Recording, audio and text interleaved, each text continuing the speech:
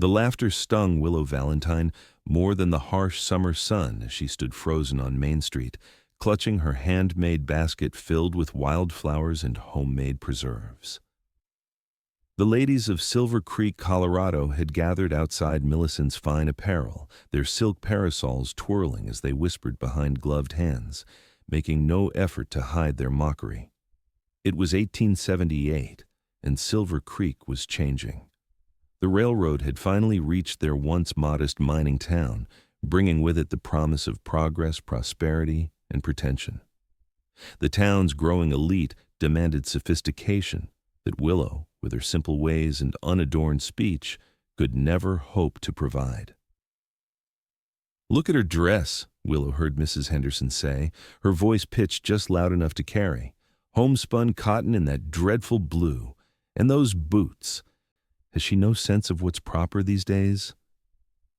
Willow looked down at her faded blue dress, the one she'd sewn herself.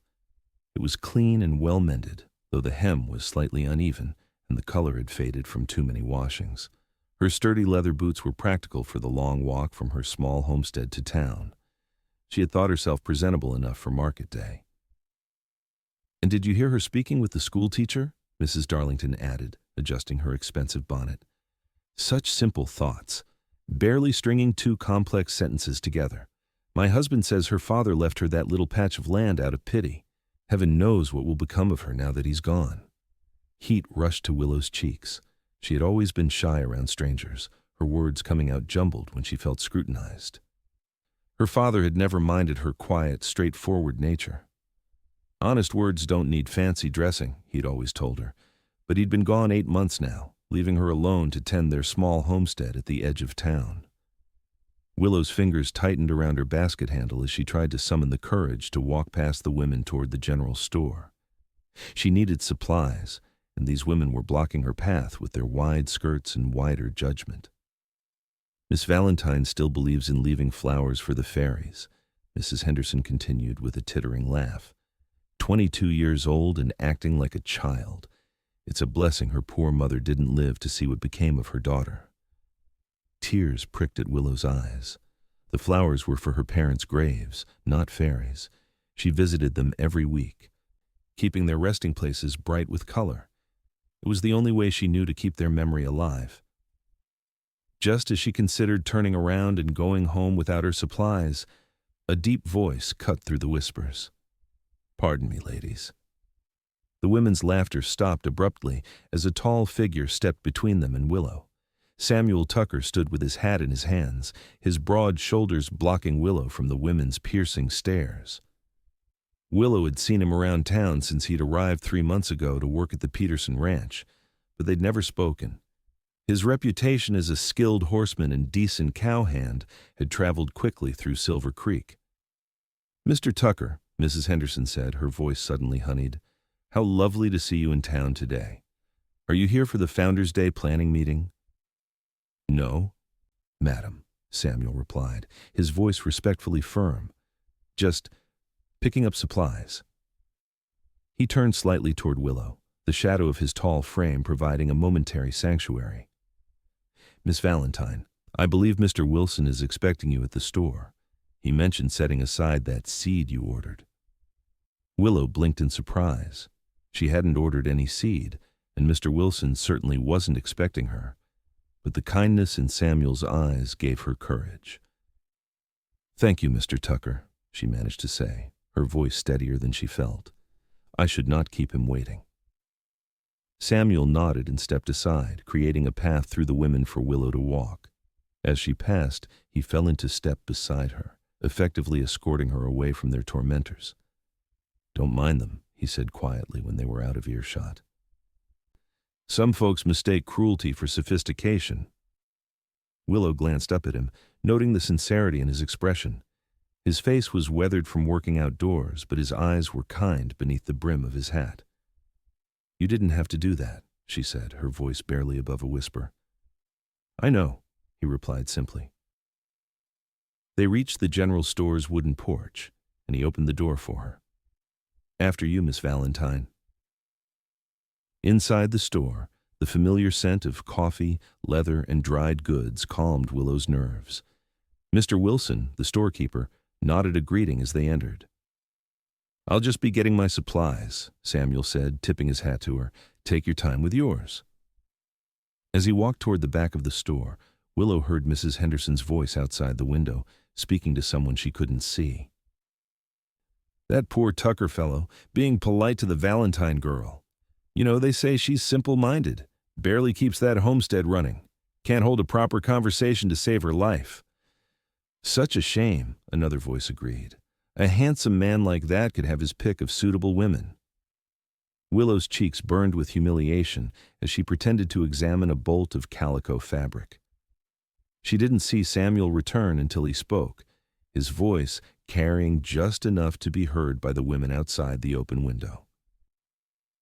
"You know, Miss Valentine," he said, loud enough for the eavesdroppers to hear clearly, "when I first came to Silver Creek, I prayed the Lord would lead me to a woman of substance, someone who values honesty over pretense, hard work over idle gossip, and kindness over cruelty." He paused, and Willow realized he was looking directly at her. "That's the woman I prayed for, and I believe prayers are answered in unexpected ways." The voices outside fell silent. Willow stood speechless, clutching the bolt of fabric to her chest. Samuel smiled gently. "Would you allow me to carry your purchases home for you, Miss Valentine? My horse could use the exercise, and I'd welcome the company." Willow searched his face for any sign of mockery or pity, but found none. Just honest eyes watching her with patient interest. She'd learned to be wary of people's intentions, especially after her father's death had left her vulnerable to those who thought a woman alone couldn't manage. "I wouldn't want to trouble you," she said carefully. "No trouble at all," he assured her. "I've been meaning to ride out that way to check on the western pastures for Mr. Peterson anyway." Willow hesitated only a moment longer before nodding her acceptance. "Thank you, Mr. Tucker. That would be kind." She gathered her necessary supplies: flour, coffee, sugar, a new needle, and some sturdy thread, conscious of Samuel's patient presence as he waited, making small talk with Mr. Wilson about the upcoming cattle drive. When her purchases were complete, Samuel insisted on paying for a small paper of hard candies, pressing them into her basket with a smile that brought unexpected warmth to her chest. Outside, the group of women had dispersed, but Willow could feel their eyes watching from shop windows as Samuel helped her mount his horse while he led it on foot. The solid bay gelding walked steadily beside him as they left town behind, the road stretching before them toward the distant mountains. "You didn't have to say those things," Willow said after they'd gone a mile in comfortable silence, "about praying for someone like me." Samuel looked up at her, squinting against the afternoon sun. "I didn't say anything that wasn't true, Miss Valentine." "Willow," she said quietly. "My name is Willow," he smiled. "Samuel, though most folks call me Sam." As they continued along the dusty road, something eased in Willow's chest. For the first time in months, perhaps longer, she felt the simple pleasure of being treated with genuine respect. She didn't know what would come of this unexpected encounter, but as the summer breeze carried the scent of sage and distant rain, she allowed herself to hope that perhaps Samuel Tucker's kindness was more than just a passing moment of chivalry. The journey to Willow's homestead took nearly an hour, the distance marking her isolation from town. When the small cabin came into view, nestled against a stand of aspens with a vegetable garden stretching to one side, Samuel whistled appreciatively. "This is all you're doing?" he asked, taking in the neat rows of corn, beans, and squash in the garden. Willow nodded, feeling a small surge of pride. "My father and I built the cabin together when I was 12. The garden I've expanded since," she trailed off, the pain of her loss still fresh. "Since he passed," Samuel finished gently. "Mr. Wilson mentioned it was recent." "I'm sorry for your loss." 8 months, Willow confirmed as Samuel helped her down from his horse. Her feet touched the ground, but his hands lingered at her waist a moment longer than necessary. It was his heart. The doctor said it gave out. Samuel nodded, his expression somber. "My father went the same way when I was 17, left me and my mother to manage on our own until she remarried 3 years later." The shared understanding of loss created an unexpected bond between them. Willow led him to the cabin's porch, suddenly aware of how small and modest her home must appear to someone else's eyes. "It's not much," she said apologetically, "but it's mine free and clear. No debts." Samuel leaned against the porch rail, looking out over the garden and the small corral where her mule grazed contentedly. "It's more than many have," he said thoughtfully. "A place that's truly yours, built by your own hands. That's something to be proud of, Willow." The way he said her name made her heart flutter strangely. No one had spoken to her with such genuine admiration in a long time. "Would you like some coffee?" she offered impulsively. "Or lemonade? I made fresh yesterday." Samuel's smile brightened. "Lemonade would be mighty welcome if it's not too much trouble." Willow hurried inside, suddenly conscious of every detail of her small home. The cabin was simple but immaculately clean, with handmade curtains on the windows and a colorful quilt on her narrow bed in the corner. A rocking chair her father had crafted sat beside the stone fireplace, and dried herbs hung from the ceiling beams. She quickly poured 2 glasses of lemonade from the earthenware pitcher in her small icebox and returned to the porch. Samuel had removed his hat, revealing dark hair that curled slightly at his temples. He accepted the lemonade with thanks and took a long drink. "Best I've had in years," he declared, and the genuine appreciation in his voice told Willow he wasn't just being polite.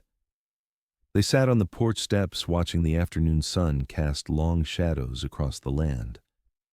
Samuel asked about her garden, and Willow found herself speaking more freely than she had with anyone since her father died. She explained how she'd learned to save seeds from the best plants each year, how she traded vegetables in town when she could, and how she preserved enough to last through winter. "My mother always said I had simple ways," Willow admitted, voicing the insecurity that the town ladies had targeted. "I never was good with fancy words or elegant manners. Never saw much use for them out here." Samuel considered this, turning his empty glass in his hands. "There's a difference between simple and simple-minded," he said carefully. "One is choosing to focus on what matters most without unnecessary complication. The other is what those women were implying, and it's dead wrong." He looked at her directly. "You're one of the most capable people I've met since coming to Colorado territory, Willow Valentine." A comfortable silence fell between them.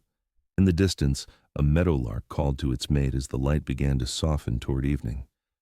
"I should head back before dark," Samuel finally said, though he made no move to stand. "Mr. Peterson likes his hands accounted for at supper time." Willow nodded, trying to hide her disappointment. "Of course. Thank you for escorting me home." Samuel rose and placed his hat back on his head. "Would it be presumptuous of me to call on you again? Perhaps Sunday after church?" Hope rose in Willow's chest, but caution tempered it. "The ladies in town wouldn't approve," she said quietly. "Someone like you keeping company with someone like me." Samuel's expression hardened slightly. "With all due respect to the fine citizens of Silver Creek, I don't much care what they approve of." His face softened as he looked down at her. "But I care very much what you think, Willow Valentine." Willow felt a smile forming, one that reached deeper than any she'd felt in months. "Then I would welcome your company on Sunday. Samuel Tucker." As Samuel mounted his horse and tipped his hat in farewell, Willow hugged her arms around herself, watching until he disappeared over the ridge. For the first time since her father's death, the evening ahead didn't feel quite so lonely. True to his word, Samuel appeared at Willow's cabin the following Sunday, arriving just after midday. He'd attended the morning church service in town, something Willow had avoided since the whispering had grown too difficult to bear. He brought a small bundle wrapped in brown paper, which turned out to be a book of poetry. "I noticed you had a shelf of books," he explained almost shyly. "Thought you might enjoy this one. My mother always said Wordsworth had a way of seeing beauty in simple things." The thoughtfulness of the gift nearly brought tears to Willow's eyes. "No one's given me a book since my father," she said, carefully opening the cover. "Thank you." That Sunday marked the beginning of a quiet courtship. Samuel would ride out to Willow's homestead whenever his duties at the Peterson Ranch allowed, sometimes helping with repairs around the property, other times simply sitting with her on the porch as the summer days stretched long and golden. Willow learned that Samuel had grown up in Tennessee, the son of a blacksmith. He had headed west after his mother remarried, working cattle drives and ranch jobs across Texas and up through New Mexico territory before finding his way to Colorado. He could read and write well, having been taught by his mother, and had a deep appreciation for nature that matched Willow's own. "I've known men who look at land and see only what they can take from it," he told her one evening as they walked along the creek that bordered her property. "My father taught me to see what we can give back, how we can work with the land rather than against it." "My father said something similar," Willow replied, bending to examine a cluster of late summer wildflowers. "He called it a partnership, us and the earth, working together." Samuel watched her gather a small bouquet with a thoughtful expression. "You're a lot like this land," he said suddenly. Willow looked up, confused. "How do you mean?" "Most people only see the surface, what's immediately useful or beautiful to their eyes. But there's so much more depth, so much complexity beneath." He reached out to touch a petal of the flower in her hand. "You have to pay attention to see the real treasure." The sincerity in his voice made Willow's heart race. No one had ever spoken of her with such perception before. As August turned to September, Samuel's visits continued. Word had spread through town about his regular journeys to the Valentine homestead, and the gossip followed inevitably. Willow heard whispers when she went to town for supplies that Samuel was taking advantage of a simple, lonely woman, that he was after her land, that it was charity that drove him to spend time with someone so beneath his prospects. The rumors reached a crescendo when Willow encountered Mrs. Henderson and her daughter outside the general store one crisp September morning. "Miss Valentine," Mrs. Henderson called, her voice dripping with false sweetness, "how fortunate to see you today. We've all been so curious about your friendship with Mr. Tucker." Willow clutched her basket tighter. "Good morning, Mrs. Henderson. Mr. Tucker has been very kind." "Yes, kindness," Mrs. Henderson said, exchanging a meaningful look with her daughter. "He's always been known for his charitable nature, though my Elizabeth tells me he mentioned at the last social that he hopes to have his own ranch someday. Quite ambitious for a cowhand." The implication was clear. Samuel was interested in Willow's land, not Willow herself. "Mr. Tucker has never discussed such things with me," Willow said, struggling to keep her voice steady. "No? How curious. Perhaps he's merely being considerate of your limited understanding of business matters." Mrs. Henderson's smile never reached her eyes. Men can be so protective of simple women. "My late husband always said some women weren't meant to understand the complexities of property and finance." Before Willow could respond, a familiar voice called her name. Samuel was walking toward them, leading his horse, his expression hardening as he took in the situation. "Mrs. Henderson, Miss Henderson," he greeted the women with cool politeness before turning to Willow. "I was hoping to catch you in town. Mr. Peterson's given me the afternoon off, and I thought I might accompany you home." Relief washed over Willow. "That would be lovely, thank you." Mrs. Henderson wasn't finished. "Mr. Tucker, we were just discussing your ambitions for the future. Elizabeth mentioned you spoke of having your own ranch someday at the Founders' Day dance." Samuel's jaw tightened almost imperceptibly. "I believe most men have aspirations. Mrs. Henderson, mine happen to include honest work and good company." He offered his arm to Willow. "Shall we, Miss Valentine? I believe there's a storm coming in from the west." As they walked away, Willow could feel the weight of Mrs. Henderson's calculating gaze. Once they were out of earshot, Samuel's posture relaxed slightly. "I'm sorry if I interrupted," he said, "but you looked like you could use rescuing." Willow's throat felt tight. "She thinks you're only interested in my land," she blurted out, immediately wishing she could take back the words. Samuel stopped walking, turning to face her directly. "What do you think, Willow?" The question caught her off guard. I don't know what to think sometimes," she admitted. "People in town, they've always seen me as simple, not bright enough to manage on my own." I've proven them wrong so far, but sometimes I wonder if they know something I don't. Samuel's expression softened. Do you trust me?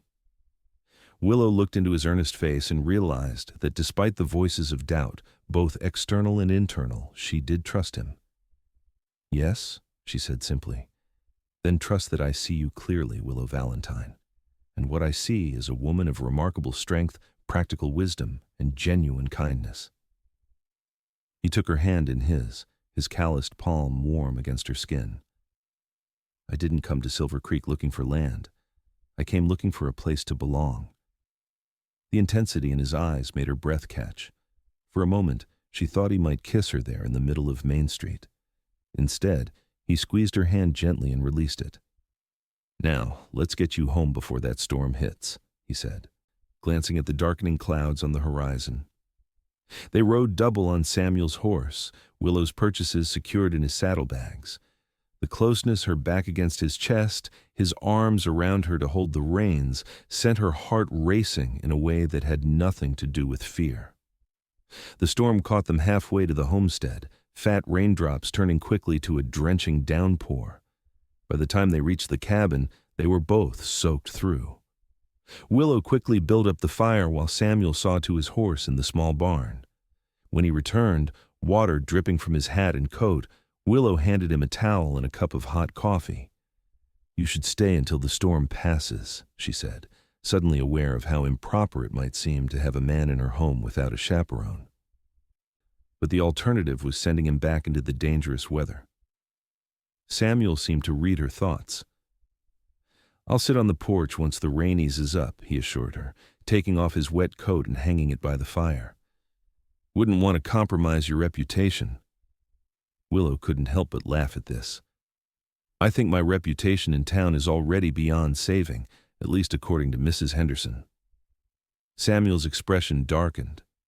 That woman has a heart of stone and a tongue like a serpent, he said bluntly, then immediately looked contrite. Forgive me. That wasn't very Christian of me to say. But accurate, Willow replied with unexpected boldness, earning a surprised chuckle from Samuel. They sat before the fire as the storm raged outside, talking easily about everything and nothing, the condition of the garden after the rain, Samuel's work-breaking horses for Mr. Peterson, the books they'd both read and loved. As evening approached and the storm showed no signs of abating, Willow prepared a simple supper of beans, cornbread, and preserved peaches. This is better than anything they serve at the hotel dining room, Samuel declared as he accepted a second helping of cornbread. You have a gift, Willow. She blushed at the compliment. It's just simple food. The best kind, he replied firmly. Honest food that fills the stomach and nourishes the soul. After supper, with the rain still drumming on the roof, Samuel helped her wash the dishes. Their hands touched occasionally in the wash basin, each brief contact sending a current of awareness through Willow that was both frightening and exhilarating. I should go, Samuel said reluctantly, looking out at the stormy darkness. It's not proper for me to stay longer. Willow knew he was right, but worry creased her brow. The creek might be flooded by now. It's dangerous to cross in the dark, especially in this rain. Samuel considered this, clearly torn between propriety and safety. I could sleep in your barn, he suggested finally. That would be proper enough, and I'd be gone at first light. Relief washed over Willow. I have extra blankets you can take, and there's clean straw in the loft. As she gathered the blankets, a loud crack of thunder shook the cabin, followed immediately by a blinding flash of lightning. Willow jumped, nearly dropping the blankets. Storm's right overhead now, Samuel observed, taking the bundle from her. He hesitated at the door. Willow, I want you to know my intentions toward you are honorable. I hope you believe that. The sincerity in his voice touched her deeply. I do believe it, she said quietly. He nodded, seemingly relieved. Good night, then. I'll see you in the morning. After he left, Willow sat by the fire, listening to the storm and thinking about how her life had changed since Samuel Tucker had stepped between her and the cruel ladies of Silver Creek just a few short weeks ago. For the first time since her father died, she felt less alone in the world. The next morning dawned clear and fresh, the storm having washed the world clean. Willow rose early and began preparing breakfast, her heart lightening when she heard Samuel's footsteps on the porch. "Good morning," he called through the open door. "Permission to enter?" Willow smiled at the formality. "Granted. There's coffee ready." They ate breakfast together as sunlight streamed through the windows. Samuel spoke of his plans for the day. He needed to return to the Peterson ranch to check on damage from the storm, then had fences to mend on the north pasture. "When might I see you again?" Willow asked, surprising herself with her boldness. Samuel's smile warmed her to her toes. "I have Sunday off again, and Wednesday afternoon, if that's not too soon." "Wednesday is perfect," Willow said, unable to hide her pleasure at the prospect. As Samuel prepared to leave, he paused on the porch steps. "Willow, there's a harvest dance in town next Saturday. Would you consider attending with me?" Anxiety immediately knotted in Willow's stomach. I haven't been to a town social in over a year," she admitted. "Not since before Father fell ill. The way people look at me." "They'll be looking at us," Samuel corrected gently, "and I'd be proud to have you on my arm. But I understand if you're not comfortable with it."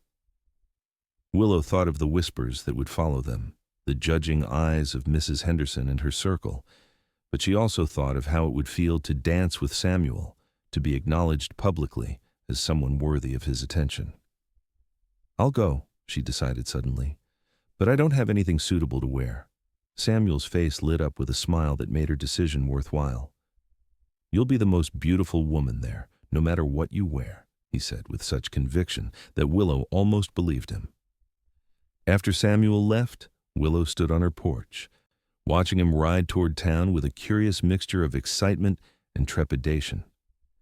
The harvest dance would be a public declaration of whatever was growing between them, something neither of them had yet put into words. As the week passed, Willow found herself increasingly anxious about the upcoming dance. On Wednesday, when Samuel visited as promised, she confessed her fears. "Everyone will be watching us, judging," she said as they walked along the creek bank. "Mrs. Henderson has probably already told the whole town that you're only interested in my land." Samuel took her hand, stopping her mid-stride. "Let them talk," he said firmly. "People who matter judge a person by their actions and their character, not by town gossip."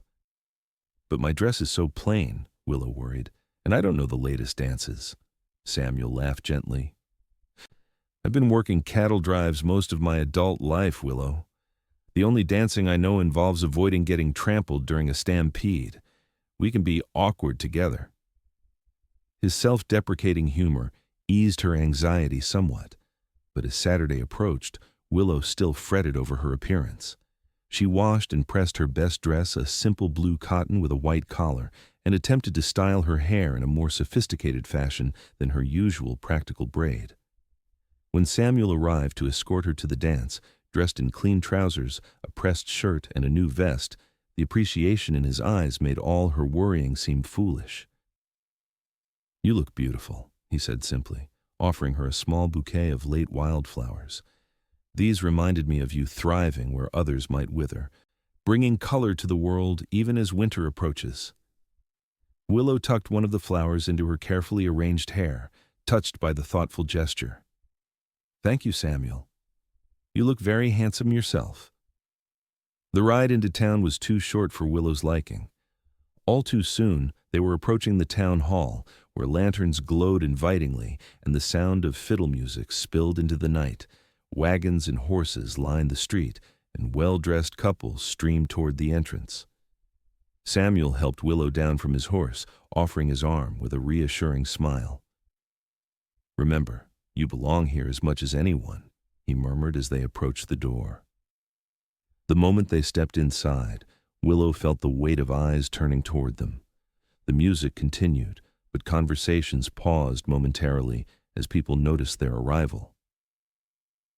She gripped Samuel's arm tighter, grateful for his solid presence beside her. Mrs. Henderson stood with her usual circle near the refreshment table, their expressions ranging from surprise to poorly concealed disdain. Elizabeth Henderson, resplendent in a fashionable pink gown, whispered something to her companion that made both women laugh behind their fans. "Mr. Tucker! Miss Valentine!" Mr. Peterson's booming voice cut through the awkward moment as the ranch owner approached them. "Glad you could make it. Samuel, you've done fine work with that new stallion. He's settling nicely." Samuel engaged in conversation with his employer, while Willow stood quietly beside him, acutely aware of the curious glances cast their way. When the current dance ended and the musicians began tuning for the next one, Samuel turned to her. "May I have this dance?" he asked formally, his eyes twinkling. "I warned you I'm not very practiced," Willow reminded him nervously. "Then I'll be grateful for my steel-toed boots," he replied with a wink, leading her toward the dance floor. The music began a simple waltz that Willow vaguely remembered from social gatherings years before. Samuel placed one hand respectfully at her waist, took her other hand in his, and guided her into the dance with surprising grace. "You said you couldn't dance," Willow accused lightly as they moved among the other couples. Samuel grinned. "I may have understated my abilities to make you feel more comfortable," he admitted. "My mother insisted I learn the basics, said no son of hers would stomp around a dance floor like a drunken buffalo." Willow laughed, momentarily forgetting the watching eyes around them. As Samuel guided her through the steps, his hand warm and steady at her waist, she gradually relaxed into the music and the joy of movement. They danced twice more before taking a break for refreshments. Samuel brought Willow a cup of punch, standing protectively beside her as they watched the other dancers. "Miss Valentine," a smooth voice interrupted their comfortable silence. Mr. Wilson, the storekeeper, stood before them with his wife. "It's good to see you at a social gathering again. You've been missed." The simple kindness from unexpected quarters brought a flush of pleasure to Willow's cheeks. "Thank you, Mr. Wilson. It's nice to be here. Samuel's been telling me about your impressive garden," Mrs. Wilson added. "I'd love to see it sometime. Perhaps trade some of my rose cuttings for your herb knowledge." Before Willow could respond, Mrs. Henderson's voice cut through their conversation. "Mr. Tucker," she called, approaching with Elizabeth in tow. "I do believe you promised Elizabeth a dance earlier. She's been saving one for you all evening." Samuel's expression remained polite, though Willow felt him tense beside her. "I'm afraid I don't recall making such a promise, Mrs. Henderson." "Oh, but at the Founders' Day gathering, you mentioned how much you enjoyed dancing with accomplished partners," Mrs. Henderson insisted, her smile sharp as a hawk's beak. Willow felt a stab of insecurity. She was certainly not an accomplished dancer, and the implication that Samuel would prefer Elizabeth's company stung. Samuel's response was measured but firm.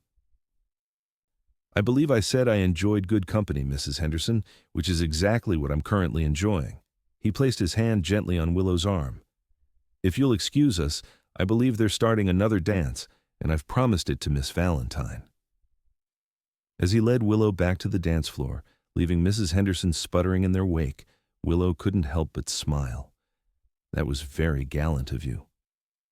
"It was very honest of me," Samuel corrected as they took their positions for the next dance. "I meant what I said about enjoying your company, Willow, more than anyone else's in this town." The music began again, and as they moved together, Willow felt something shifting between them, a deepening of connection that went beyond friendship or casual courtship. When Samuel's eyes met hers, she saw in them a warmth that made her heart race and her cheeks flush. The evening continued, and gradually the stares and whispers faded into the background. A few other townspeople approached them with genuine friendliness, the blacksmith and his wife, the young schoolteacher, even the sheriff and his family. By the time the final dance was announced, Willow had almost forgotten her earlier anxiety. "One more dance?" Samuel asked, his voice low and intimate despite the crowded room. The musicians struck up a slower waltz, and Samuel drew Willow closer than propriety strictly allowed. She should have objected, but the feeling of being in his arms overwhelmed her sense of decorum. "Thank you for coming tonight," he said softly as they moved to the music. "I know it wasn't easy for you." "It was worth it," Willow replied honestly. "Thank you for asking me." As the music swelled, Samuel's gaze dropped briefly to her lips, and for a heart-stopping moment, Willow thought he might kiss her there in front of the entire town. Instead, he squeezed her hand gently as the final notes faded. "May I call on you tomorrow after church?" he asked as they joined the crowd moving toward the exit. "Yes," Willow answered without hesitation. "I'd like that very much." Outside, the night had grown cool, and Willow shivered slightly in her thin dress. Samuel immediately removed his coat and draped it around her shoulders, his hands lingering a moment longer than necessary. "I should get you home before you catch a chill," he said, though he made no immediate move toward his horse. They stood in the pool of lantern light spilling from the town hall, strangely reluctant to end the evening. Around them, other couples and families were saying their goodbyes, climbing into wagons or mounting horses for the journey home. "Willow," Samuel began, his voice uncertain for the first time since she'd known him. "There's something I've been wanting to tell you." Whatever he intended to say was interrupted by Mrs. Henderson's sharp voice cutting through the night air. "Mr. Tucker, a moment of your time, if you please." Samuel's jaw tightened in frustration. "Excuse me," he said to Willow. "This won't take long." Willow watched as he stepped away to speak with Mrs. Henderson, whose expression was smugly triumphant. Though she couldn't hear their words, Willow could see tension in Samuel's posture as the conversation continued longer than expected. Finally, Samuel returned to her side. His expression troubled. "I'm sorry about that," he said, helping her onto his horse. "Mrs. Henderson had some concerns she felt needed immediate addressing." "What sort of concerns?" Willow asked as he mounted behind her. Samuel sighed, his breath warm against her hair. "Nothing worth repeating," he said firmly. "Let's not let her spoil a perfect evening." The ride back to Willow's homestead was quieter than their journey into town had been. Samuel seemed lost in thought, responding to Willow's occasional comments with distracted politeness.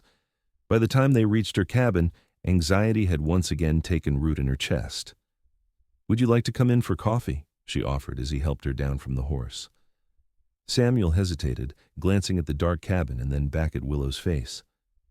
"I should get back," he said reluctantly. "But I'll see you tomorrow if that invitation still stands." "Of course it does," Willow assured him, trying to hide her disappointment. Samuel reached out to touch her cheek gently. "Willow, whatever Mrs. Henderson might say or do, please know that my feelings for you are sincere. More than sincere, they're the most honest thing I've known in my life." Before she could respond, he leaned down and pressed a soft, brief kiss to her forehead. "Good night," he whispered. "Dreams, sweet dreams." As she watched him ride away, Willow touched the spot where his lips had brushed her skin, wondering what Mrs. Henderson had said to trouble him so. Despite his reassurances, worry gnawed at her as she entered her empty cabin. The next morning, Willow rose early, too anxious about Samuel's visit to sleep late. She baked fresh bread and picked late-season berries for a pie, wanting to create something special for his visit. As noon approached, she changed into her second-best dress and pinned her hair carefully, watching the road for any sign of his approach. 1 o'clock came and went with no sign of Samuel. By 2, Willow had convinced herself he wasn't coming. By 3, she was certain Mrs. Henderson must have said something truly terrible to turn him against her.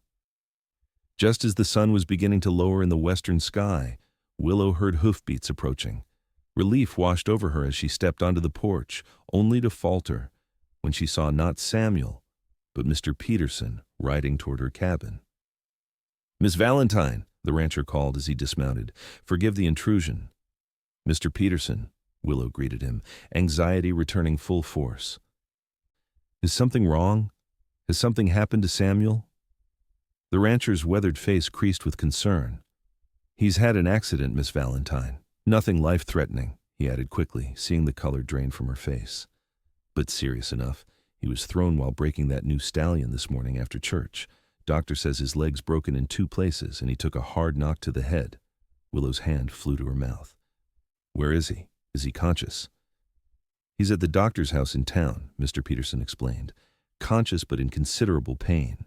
He asked me to come tell you why he couldn't keep his appointment. Seemed mighty concerned you'd think he'd abandoned you." Relief that Samuel was alive mingled with distress over his injuries. "I need to see him," Willow said decisively. "Can you take me to town, Mr. Peterson?" The rancher hesitated. "It's getting late, Miss Valentine. Perhaps tomorrow would be better." "Please," Willow insisted. "I can't wait until tomorrow knowing he's hurt." Something in her expression must have convinced Mr. Peterson of her determination.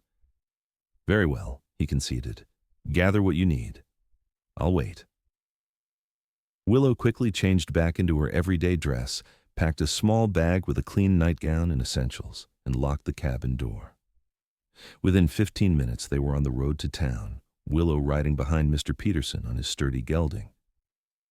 "He's a good man, Tucker," Mr. Peterson said over his shoulder as they rode. "One of the best hands I've had, honest to a fault and hard-working. Mentioned he might be looking to settle down permanent-like in these parts." Willow's heart quickened at his words. "Did he say anything else?" Mr. Peterson chuckled. "Not in so many words, but a man knows when another man's heart is spoken for. He lights up like a lantern whenever your name is mentioned, Miss Valentine." By the time they reached town, dusk was falling. The doctor's house sat on a quiet street near the church, its windows glowing with lamplight. Mr. Peterson helped Willow down and escorted her to the front door. Dr. Miller's wife answered their knock, her expression softening when she saw Willow. "Miss Valentine, Samuel said you might come. Please come in." She led them through the front parlor to a small room at the back of the house that served as the doctor's surgery. Samuel lay on a narrow bed, his left leg splinted and elevated, a bandage around his head. His eyes were closed, his face pale beneath his tan. "He's sleeping now," Mrs. Miller explained quietly. "The doctor gave him laudanum for the pain after setting the leg." Willow approached the bed cautiously, her heart aching at the sight of Samuel's strong form rendered so vulnerable. "How bad is it?" she asked, her voice barely above a whisper. "The leg will heal with time," Mrs. Miller assured her. "The head wound is more concerning, but Dr. Miller says his pupils are responding well, which is a good sign." Mr. Peterson cleared his throat from the doorway. "I should get back to the ranch," he said. "Will you be all right here, Miss Valentine?" Willow nodded gratefully. "Yes, thank you for bringing me, Mr. Peterson." After he left, Mrs. Miller touched Willow's arm gently. "You're welcome to sit with him. There's a chair just there. I'll bring you some tea." Left alone with Samuel, Willow sat beside the bed and tentatively took his hand in hers. His skin was warm, his breathing steady.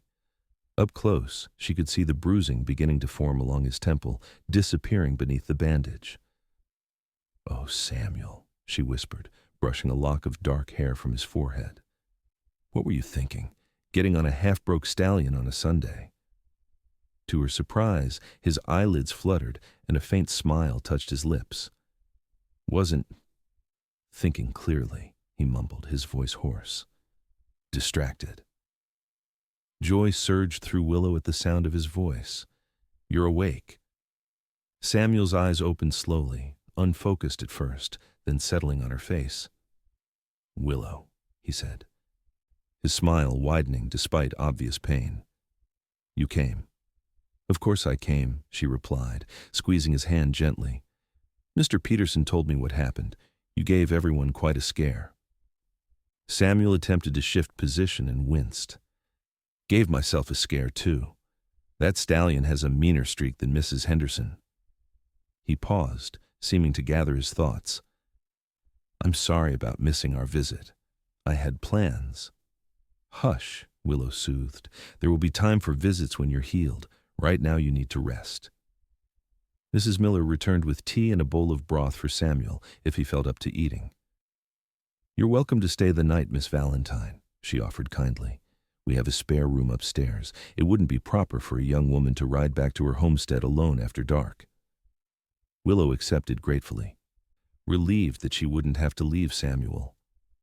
After helping him take a few spoonfuls of broth, she sat beside him, holding his hand until he drifted back to sleep. The next morning, Dr. Miller examined Samuel while Willow waited anxiously in the parlor.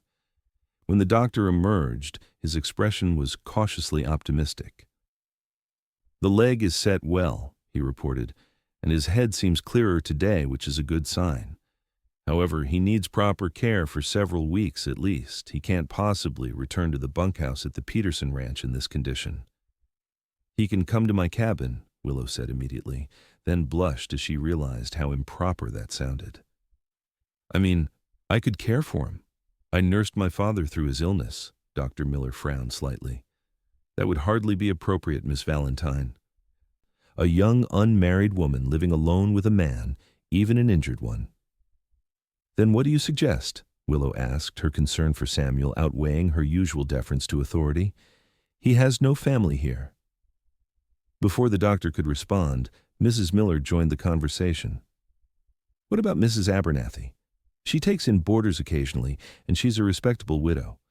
Perhaps she would be willing to provide a room for Mr. Tucker during his convalescence, and Miss Valentine could assist with his care during the day."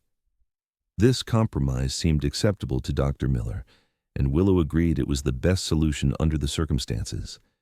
Mrs. Abernathy was summoned, and after some negotiation regarding payment, which Mr. Peterson generously offered to provide as compensation for a workplace injury, arrangements were made to transfer Samuel to her boarding house that afternoon. Willow was permitted to see Samuel briefly before leaving to make arrangements at her homestead. She found him sitting up in bed, looking more alert though, still pale with pain. "I hear I'm to be Mrs. Abernathy's newest boarder," he said with a wry smile, "and that you volunteered to be my nurse." Willow sat on the edge of his bed. "If that's agreeable to you." Samuel's expression softened. "Having you near would make any amount of pain bearable," he said quietly. "But Willow, I don't want to disrupt your life. Your homestead can manage without me for a few hours each day," she assured him. "Autumn is coming, and the garden needs less tending now. I've already preserved most of what I'll need for winter." Relief crossed Samuel's face. "Thank you," he said simply, "for coming yesterday, for offering to help now, for everything." Impulsively, Willow leaned forward and pressed a quick kiss to his cheek. "Rest now," she whispered. "I'll see you tomorrow at Mrs. Abernathy's." The transfer to the boarding house went smoothly, though Samuel was obviously in considerable pain by the time he was settled in the small but clean room on the first floor of Mrs. Abernathy's house.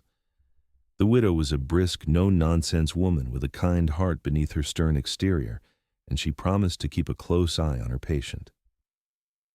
For the next 2 weeks, Willow divided her time between her homestead and town.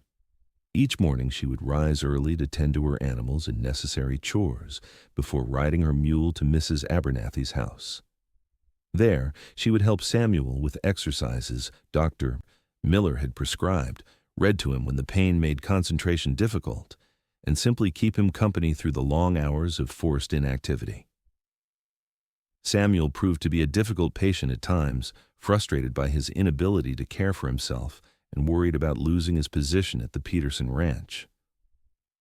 "Mr. Peterson won't wait forever," he fretted one afternoon as Willow changed the bandage on his head.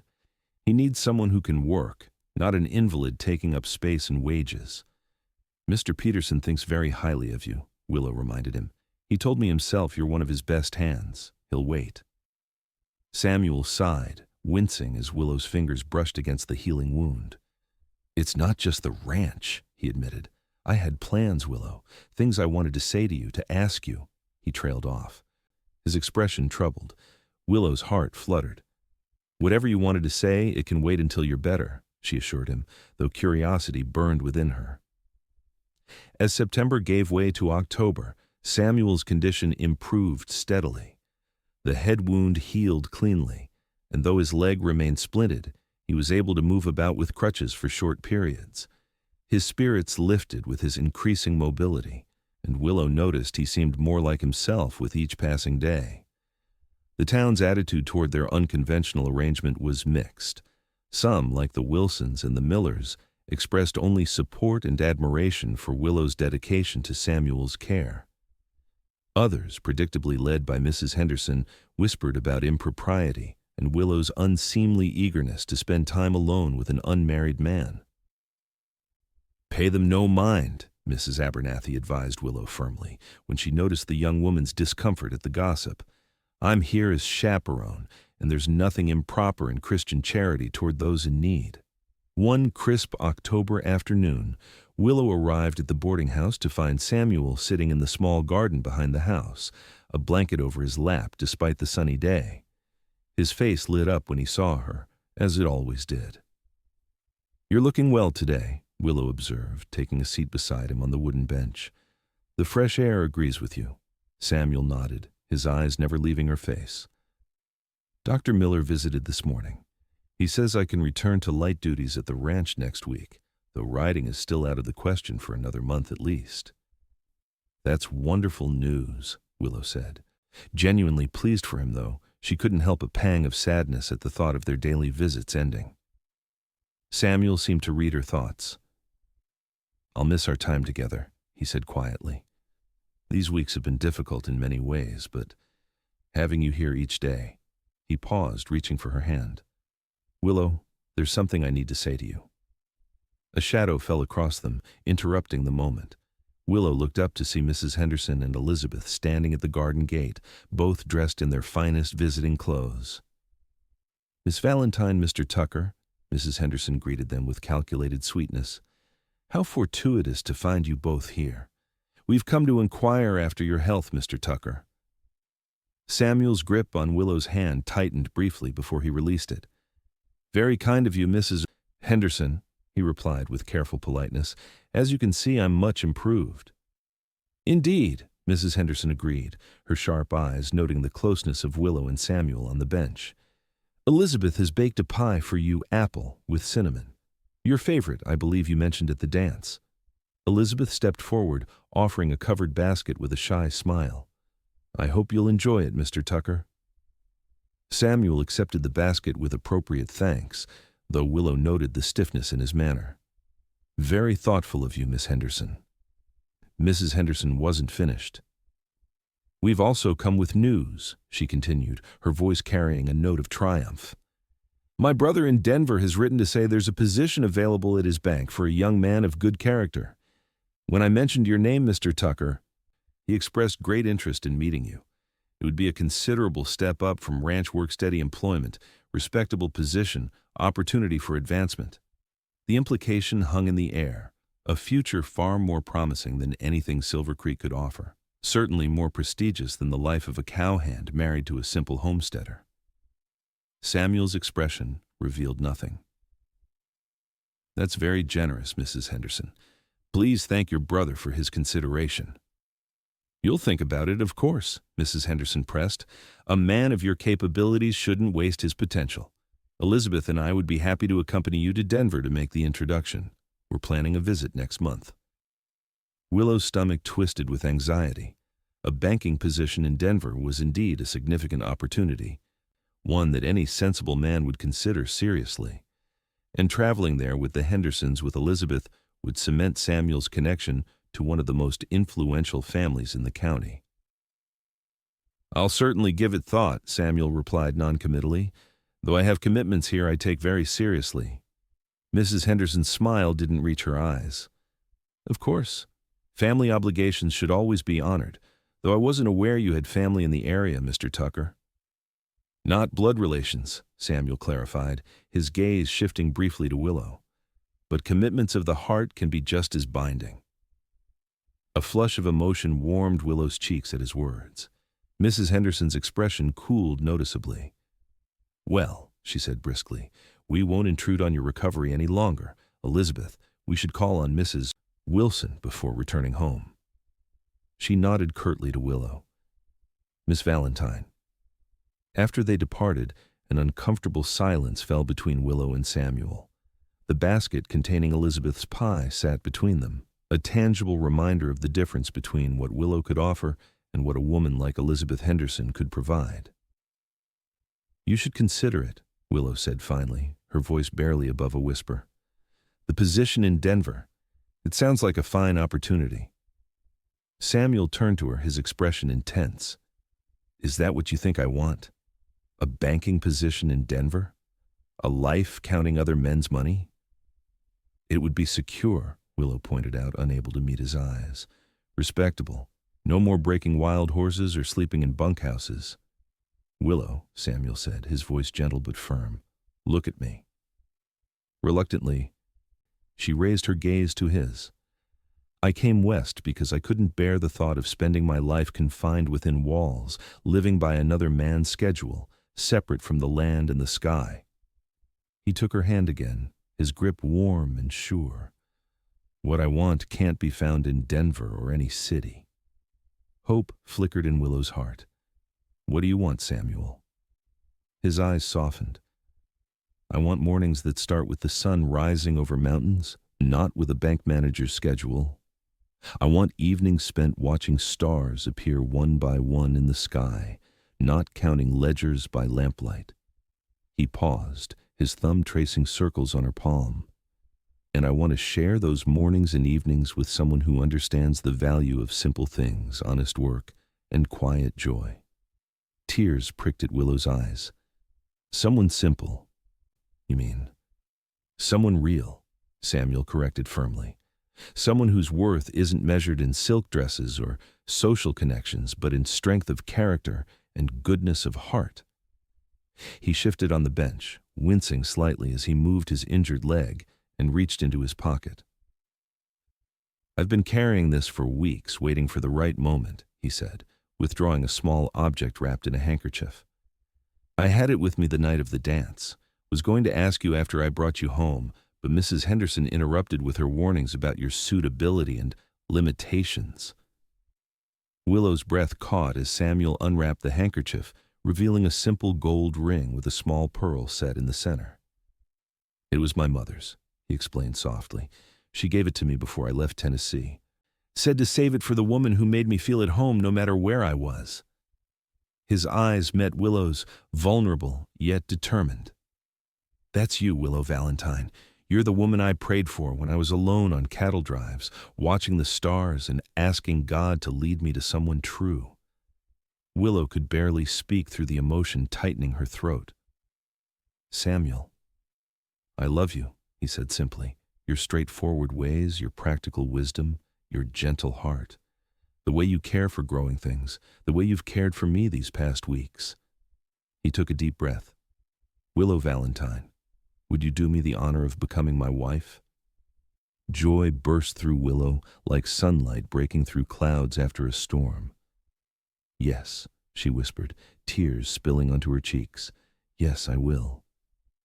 Samuel slipped the ring onto her finger, then drew her into a gentle embrace. When his lips found hers, Willow felt as though her heart might overflow with happiness. The kiss was tender, a promise of devotion that needed no elaborate words to express its depth.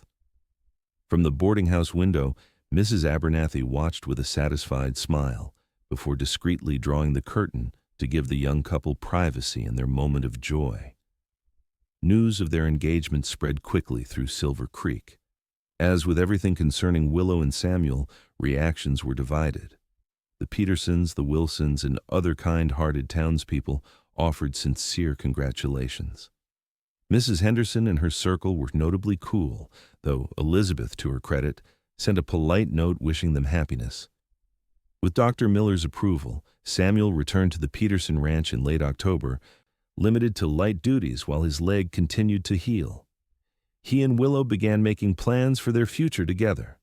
Mr. Peterson, who had grown increasingly fond of both of them, offered Samuel a permanent position as his foreman, along with use of a small cabin on the ranch property. It's not much, Samuel told Willow as they stood outside the weathered structure, but with some work it could be a proper home, at least until we decide what's next. Willow walked through the two-room cabin, seeing not its current state of disrepair, but its potential. It has good bones, she declared, and it's closer to town than my homestead, which would make winter easier. Samuel watched her with a tender expression. We don't have to decide everything now. Your father's land is yours free and clear. We could make our home there if you prefer. Willow considered this, running her hand along the cabin's stone fireplace. We could keep both, she suggested. Live here while you work for Mr. Peterson, use my land for planting and maybe raising some stock of our own one day. Samuel's face lit up at her practical solution. "That's why I need you," he said, drawing her into his arms. "You see possibilities where others see problems." They set their wedding date for the first Saturday in December. Willow was determined to be married before winter set in fully, and Samuel saw no reason to wait. The ceremony would be simple, held in the small church with Reverend Johnson officiating, followed by a modest celebration at the Peterson Ranch. In the weeks leading up to the wedding, Willow divided her time between preparing her homestead for winter and making the cabin habitable. Samuel worked alongside her whenever his duties allowed, the two of them plastering walls, repairing the roof, and building simple furniture. On a crisp November afternoon, as they walked back to town after a day working at the cabin, Samuel broached a subject that had been on his mind. "I've been thinking about names," he said casually, helping Willow over a fallen log that crossed their path. "Names?" Willow asked, confused. Samuel's eyes crinkled with amusement. "For the children we might have someday. What do you think about William for a boy, after your father?" Willow's heart swelled at his thoughtfulness. "I'd like that," she said softly. "And perhaps Sarah for a girl after your mother?" Samuel squeezed her hand. "Perfect." The week before the wedding, an unexpected letter arrived for Willow from Denver. The return address showed it was from Mrs. Henderson's brother, the banker who had offered Samuel a position. Willow's hands trembled slightly as she opened it, wondering what possible business the man could have with her. To her astonishment, the letter was not about Samuel at all, but about her land. Mr. James Henderson explained that he had learned from his sister about Willow's property near Silver Creek and wished to make an offer to purchase it. The amount he named was generous, more money than Willow had ever possessed. "He wants to expand into ranching investments," Willow explained to Samuel that evening as they sat on Mrs. Abernathy's porch. "Says with the railroad, land values will only increase, and my property is well situated." Samuel studied the letter carefully. "It's a fair offer," he acknowledged, "more than fair. But Willow, that land was your father's legacy to you. I'd never ask you to part with it." "I know you wouldn't," Willow replied, warming at his understanding. "But I've been thinking with this money, we could build a proper house on the Peterson property, maybe even buy adjacent land as it becomes available. Start our own ranch someday, like you've talked about." Samuel considered this. "It's your decision," he said finally. "Whatever you choose, I'll support." After much reflection, Willow decided to accept Mr. Henderson's offer. With one condition, she would retain a small portion of the land where her parents were buried. The banker agreed readily. And the transaction was arranged to be completed after the wedding. Mrs. Henderson, when she learned of the deal, made a point of visiting Willow at Mrs. Abernathy's house. "I see congratulations are in order," she said stiffly, "both for your upcoming nuptials and for your business acumen. My brother is quite impressed with your negotiating skills." There was a new respect in her voice, grudging though it might be. Willow accepted her words with quiet dignity, no longer affected by the woman's approval or disapproval. "Thank you, Mrs. Henderson," she replied simply. "Your brother was very fair in his dealings." As Mrs. Henderson turned to leave, she paused. "I may have misjudged you, Miss Valentine," she said almost reluctantly, "and perhaps Mr. Tucker as well. I wish you both happiness in your marriage." It wasn't quite an apology, but Willow recognized it as the closest thing to one she was likely to receive. "That's very kind of you," she responded. "We're looking forward to building our life here in Silver Creek." The wedding day dawned clear and cold, the December sky a deep, flawless blue. Willow dressed in her mother's wedding gown, carefully preserved for 25 years, a simple dress of ivory satin with delicate lace at the collar and cuffs. Mrs. Wilson helped arrange her hair, weaving late-blooming wildflowers Samuel had found the day before into a crown above her veil. "You look beautiful," Mrs. Wilson said warmly, stepping back to admire her handiwork. "Samuel is a fortunate man." "I'm the fortunate one," Willow replied, smoothing the satin skirt with trembling hands. The small church was filled to capacity when Willow arrived. Mr. Peterson, who had offered to give her away in her father's absence, waited beside the wagon. "Ready, Miss Valentine?" he asked, offering his arm. For the last time with that name. Willow took a deep breath and nodded. Ready? The church doors opened, and Willow saw Samuel standing at the altar, tall and handsome in a new suit, his dark hair neatly combed, his face alight with joy when he caught sight of her. The splint was gone from his leg, though he still walked with a slight limp that Dr. Miller said might always remain. As Willow moved down the aisle on Mr. Peterson's arm, she was aware of the faces turned toward her, some smiling in genuine happiness, others watching with mere curiosity, a few, including Mrs. Henderson, with expressions still tinged with doubt. But none of them mattered in that moment. All she could see was Samuel, waiting for her with love shining in his eyes. Dearly beloved, Reverend Johnson began when Willow reached the altar and placed her hand in Samuel's.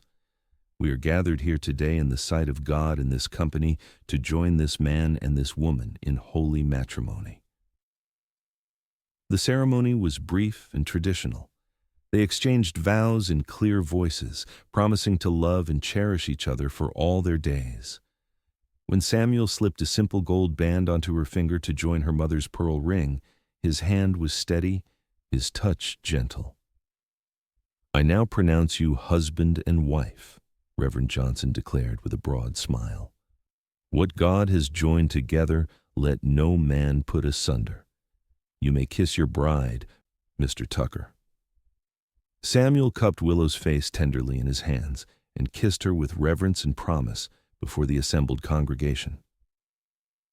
As they turned to face their friends and neighbors as husband and wife, Willow felt a sense of rightness settle in her heart. No matter what challenges lay ahead, they would face them together. The celebration at the Peterson Ranch lasted well into the evening.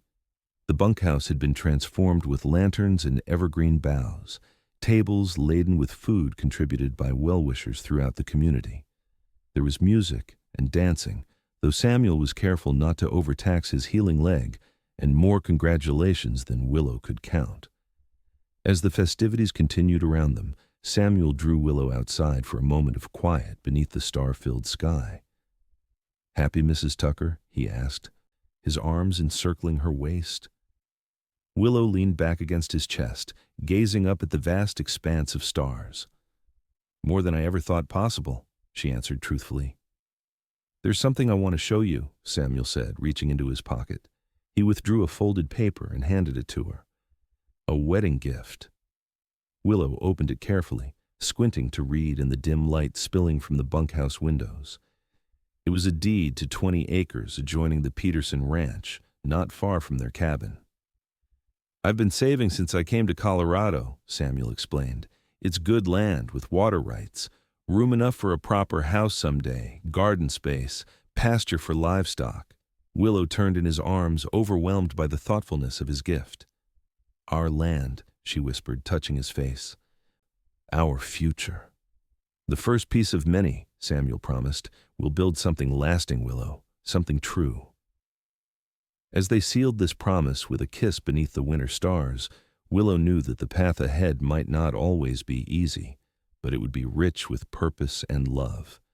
The simplicity that others had mocked in her had become her greatest strength, the ability to see and value what truly mattered in life. 5 years later, on a warm June evening, Willow sat on the porch of their new house, watching Samuel chase their 3-year-old son, William, through the tall grass.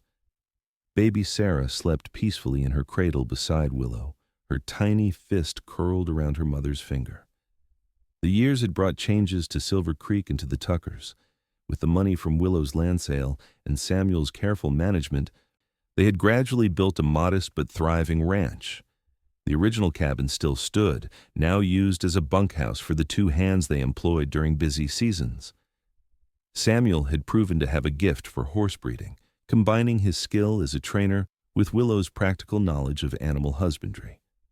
Their stock was beginning to gain recognition beyond the county, bringing a steady income that allowed them to expand their holdings acre by acre. Mrs. Henderson had eventually moved to Denver to live with her brother, Elizabeth having married a railroad executive and relocated to San Francisco. Newer families had come to Silver Creek, changing the character of the town gradually, though the old divisions of status and wealth never entirely disappeared. "Mama, look!" William called, his chubby legs pumping as he ran toward the porch, Samuel following at a deliberately slower pace. "Papa showed me a nest with baby birds." Willow smiled at her son's excitement. "Did he? What kind of birds were they?" "Meadowlarks," Samuel answered, climbing the steps to join her on the porch. He dropped a kiss on her cheek, then bent to check on their sleeping daughter. 4 perfect eggs, almost ready to hatch. William clambered onto Willow's lap, his small face serious. "Papa says we can't touch them or their mama won't come back." "Papa's right," Willow confirmed, smoothing his dark hair, so like his father's. "We need to respect wild things and give them space to thrive." Samuel sat beside them, his arm draping naturally around Willow's shoulders. "Your mother taught me that," he told William. "She understands the ways of growing things better than anyone I know." As twilight deepened around them and the first stars appeared in the darkening sky, Willow felt a profound contentment. The life they had built together wasn't grand or sophisticated by some standards, but it was honest and deeply satisfying, filled with purpose, love, and the quiet joy that comes from creating something meaningful together. Later, after the children were asleep and they stood together at their bedroom window, looking out over their land silver washed in moonlight, Samuel pulled Willow close against his chest. "Do you ever think about how different our lives might have been?" he asked quietly. "If I'd taken that banking position in Denver, or if you'd married someone from Silver Creek who never faced the town's disapproval." Willow turned in his arms, studying the beloved face that had only grown more dear to her with passing years. "No," she said simply. "This is exactly where we were meant to be. Together." Samuel smiled, the same smile that had first given her courage on a difficult day long ago. "The woman I prayed for," he murmured, bending to kiss her with the tenderness that still made her heart race. "And thank God the answer I received." Outside their window, the vast Colorado sky spread endlessly above their home, stars witnessing the quiet miracle of 2 lives joined in purpose and love, a simple truth more precious than all the sophistication in the world.